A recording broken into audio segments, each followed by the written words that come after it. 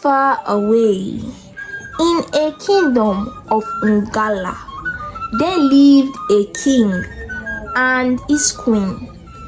King Uti was a good man with a kind heart, loved by his people, and his queen, Queen Ada, was loved just the same.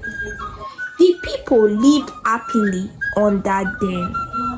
The king loved his wife so much that the people admired them. The king and the queen was always spotted under the mango tree, laughing and chatting. The king had everything: wealth, a lovely wife, and a prosperous kingdom. But he had no child. This did not go unnoticed by the villagers. By the village stream, as women drew water, they whispered low about the queen who had no child. Do you think our queen is barren? One asked, her voice heavy with worry. For the palace have not heard a baby cry, the villagers gossiped. But what the villagers did not know was that every night Queen Ada would kneel by the window and pray through her tears. And each time King Uti would hold her in his arms and say, My wife, be not troubled. The same house that planted the Iroko tree also send the rain. Our child will come when the time is right. Months passed in the kingdom of Ungala, and still the palace heard no baby's cry. The whispers of the villagers grew louder like wind before rain. Even at the women's meeting under the big Iroko tree, some would twist their mouths and say to the queen with sweet sour words, A tree without fruit? What shall we call it? Yet, through it all, King Uti held his queen's hand, for his heart never stopped believing. But the queen could not sleep with those words in her chest.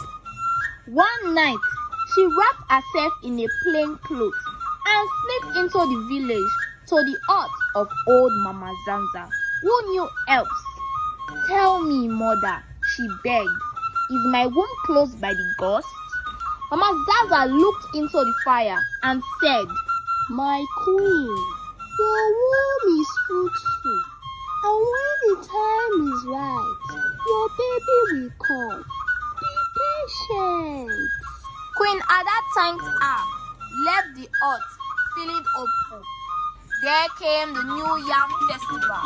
The whole of Ogala danced, sang, coming with their best yam from their barns. But when Queen Ada came to bless the first tubers, a woman from the crowd shouted, How can a woman without a child bless the yam for fruitfulness? The music stopped. The children stopped chewing. The queen did not cry. No, she stood tall, lifted the yam and said, I bless this yam in the name of Ugala, for my wombs and this land are one. The gods will answer both, the people murmured. But King Uti stepped from his throne, took the yam from her hand and ate first. Silence broke into cheers as the festival continued. After the New Yam Festival, on a fateful day, when the sun was sweet and not hot, King Uti and his queen sat under the mango tree, talking as they always did. Then, just like that, Queen Ada's eye rolled back. Her body went soft. Ada, The king shouted, shaking her. Ada, wake up. Talk to me. No answer. Fear seized King Uti. He did not call the guards. He did not wait for servants. With the strength of 10 men, he scooped his queen into his hands and ran. Yes, ran through the palace doors. Mama Ije, Mama Ije. He called for the old midwife. The old midwife came with worry in her eyes. She examined the queen as King Uti waited outside patiently. The whole palace held his breath. After a while, Mama Uje came out with smiles on her face. My king, she said, Do not be worried, for a child sleeps inside her. Your queen is with a fruit."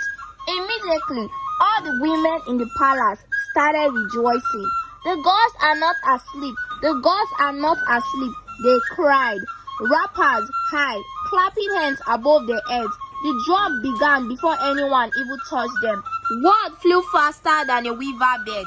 By the time the sun moved one step, the villagers had gathered at the palace gate. Old, young, even the goat seems to know. Then the great door opened. King Uti stepped out, but he did not walk beside his queen. No, he carried Queen Ada in his arms like she was made of egg, his face shining brighter than his crown. The people saw, and the earth itself answered. Flower rained from every hand.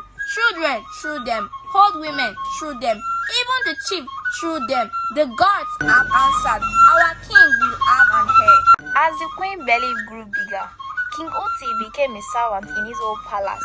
He focused more on his queen as he appointed someone to take care of the palace affair. When Queen Ada had cravings, it was King Uti who helped provide them. He would sit beside her under the mango tree, and with his royal dagger, it would peel some oranges for her. This act always made Queen Ada happy. At night, when her leg ached, he would massage her feet lovely with care as he encouraged her with words. The women of Ugala was not left out, as they would bring gifts for the queen. From Mama Zanza came juries. The gossipy women now lay down soft wrappers and whisper, "Forgive us, our queen." And Queen Ada, worry in her eyes no more, touch each gift and bless the hands that brought them. Then, on one fateful day, the queen gasped. Mama EJ clapped once. To the bed hut, the king stood outside the hut, waiting patiently for the queen. Then, a cry sharp like new metal split the air. A baby was born. Queen Ada looked at her baby with admiration and love as she held the baby. Mama EJ came out, holding a bottle wrapped in a blue cloth for Mama Zanza. "My king," she said, tears falling into her smile. "You have a daughter, a beautiful baby girl. Her eyes are your eyes." King Uti took his daughter. He held her with care and said, "Welcome, my child." When the time was right, the child celebration came. Lots of villagers came as they celebrated their princess. The baby was blessed by the chief priest of the land. She was named Chisom. There were lots of food for villagers as they ate and merry. Princess Chimso grew up fast, and she looked just like her mother. Her mother taught her how to walk. Her father, King Uti, was busy with the affairs of the village, so he was not present most time in Chiso's childhood. Her mother will always tie her hair, take her to the market to buy foodstuff. The villagers would gather to see the princess. The queen also taught her how to make mats, and Princess Chinso had a unique way of making a mat. She was so good at it that her mat became so popular that lots of villagers patronized her. She had a big warehouse where she stored her mat. She also sold her mat to neighboring villages. She would hire some men with donkey to transport them to other villages. At a young age, the princess became wealthy. She also distributed her mats to the women of the village for free. The villagers loved her so much. Her parents were proud of her. When she came of age, her mother gifted her with some of her clothes and beads. Princess Chinso was very grateful.